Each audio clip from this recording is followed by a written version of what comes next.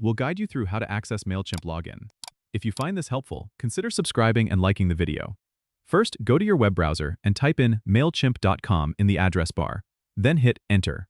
Once you're on the homepage, look for the login button, usually located at the top right corner of the screen. Click on it and you'll be taken to the login page. Here, you need to enter your registered email address and password. If you've forgotten your password, there's a Forgot Password link right below the password field. Click this link and follow the instructions to reset it. After entering your credentials, click the login button.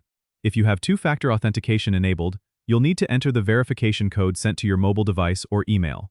Once you've completed these steps, you should be successfully logged into your Mailchimp account. If you're using a shared or public computer, make sure to log out when you're done to protect your account information. You can do this by clicking on your profile icon at the top right corner and selecting Log Out from the drop-down menu. This helps keep your account secure. Don't forget to subscribe and comment if this helped you out.